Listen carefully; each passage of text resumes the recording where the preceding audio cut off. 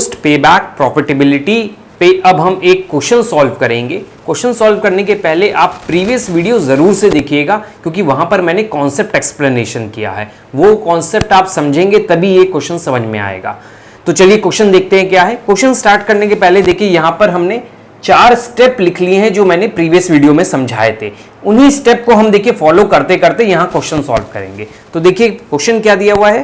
The cost of a project is 15 lakh, it's working life is 15 years and salvage value 15,000। तो हमें 50,000 तीन data मिल गया है हमें। Annual income before depreciation and after tax जो हमें पे बैक पीरियड निकालते समय चाहिए होती है 2.5 लाख रुपए। Assume tax rate 25%, find out पे बैक पीरियड, पोस्ट पे बैक पीरियड, पोस्ट पे बैक प्रॉफिट एंड पोस्ट पे बैक प्रॉफिटेबिलिटी इंडेक्स। हमसे 4 चीजें पूछ लिया है।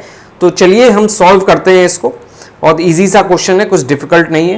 तो देखिए हमें 4 चीजें निकालने बोला है, जिसमें सबसे पहले हमसे बोला है फाइंड आउट पे बैक पीरियड। तो जो डेटा है क्वेश्चन में पहले वो हम नोट कर ले। तो cost of the project is 15 lakh, I think yes 15 lakh. तो हम कॉस्ट ऑफ द प्रोजेक्ट लिख लेते हैं 15 lakh.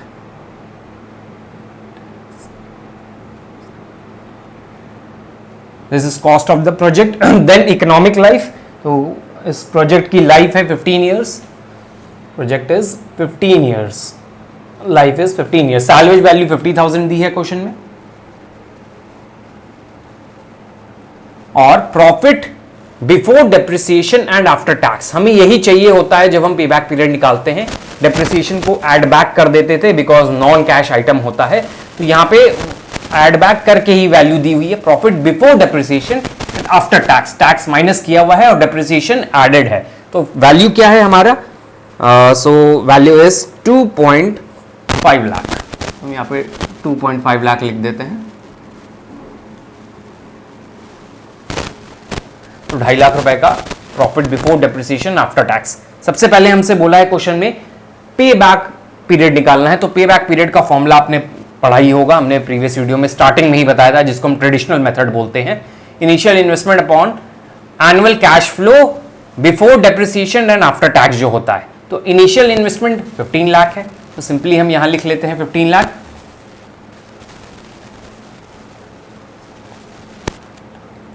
And annual cash flow is 2.5 lakh.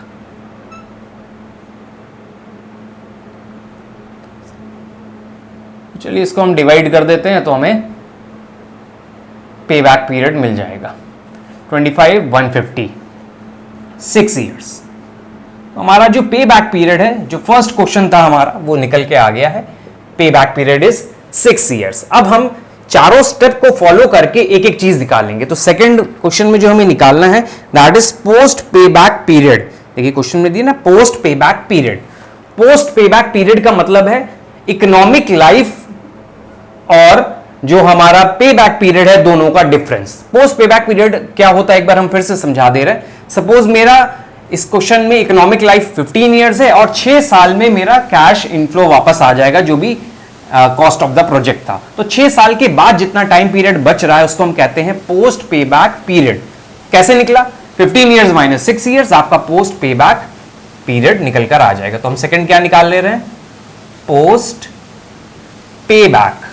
देखिए नेम में ही लिखा है पोस्ट पे बैक, पे बैक के बाद। तो पे बैक 6 ईयर्स है, 6 ईयर्स के बाद कितना टाइम बच रहा है? 15 ईयर्स। माइनस कर दीजिए, पता चल जाएगा पोस्ट पे बैक पीरियड। या फिर हम स्टेप 1 में देखें तो पोस्ट पे बैक पीरियड ही निकलता है। एक्चुअल इकोनॉमिक लाइफ माइनस पे back period years. Actual economic life, पे बैक पीरियड 6 ईयर्स। तो आप सिंपली निकाल लीजिए 15 years minus 6 years which is 9 years.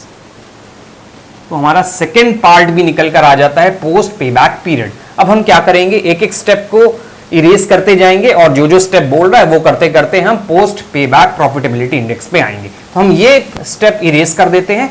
फिर हमारा जो नेक्स्ट स्टेप है वो है if savings are even, if savings are uneven. तो इवन के लिए क्या बोला है क्वेश्चन में? देखिए इवन ही है, क्योंकि सिर्फ 2.5 लाख रुपए दिया हुआ है, आगे का कोई कैश इनफ्लो नहीं बता रहा है। और यहाँ पे देखिए लिखा भी हुआ है एनुअल इनकम इज 2.5 लाख, मतलब हर साल जो है 2.5 लाख रुपए मिल रहा है, विच इज इवन। सिर्फ 2.5 लाख रुपए हर साल मिलते चले जा रहा है, तो इवन नेचर का है। तब हमें क्या करना होगा?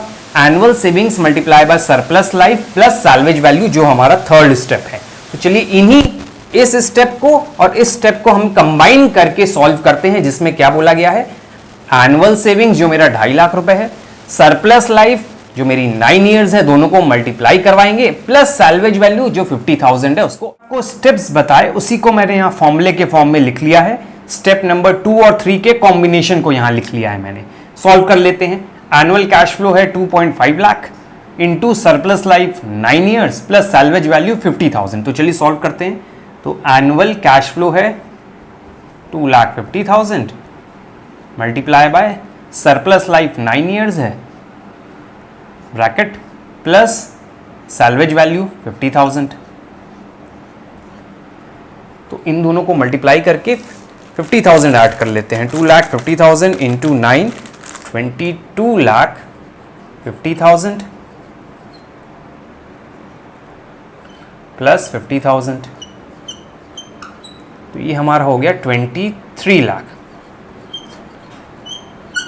तो हमारा 23 लाख का आ गया पोस्ट पेबैक प्रॉफिट, जो क्वेश्चन में थर्ड पार्ट में पूछा है। अब हमें लास्ट में पोस्ट पेबैक प्रॉफिटेबिलिटी इंडेक्स निकालना है, जिसका फॉर्मूला हमने फोर्थ स्टेप में बताया था, जो था पोस्ट पेबैक प्रॉफिटेबिलिटी इंडेक्स। तो इसका फॉर्मूला है हमारा post payback profit upon initial investment into 100, 23 lakh upon initial investment 15 lakh multiply by 100। तो चलिए इसको हम सॉल्व कर देते हैं। हमारा पोस्ट पेबैक प्रॉफिटेबिलिटी आ जाएगा। तो सिंपली पहले हम 0 डिडक्ट, तो 3 4 5, 1 2 3 4 5, तो हमारा बचता है 2300 upon 15, 2300 divide by 15 which is 153.33%। This is my post payback profitability index. Next video में एक और क्वेश्चन करेंगे पोस्ट पेबैक प्रॉफिटेबिलिटी।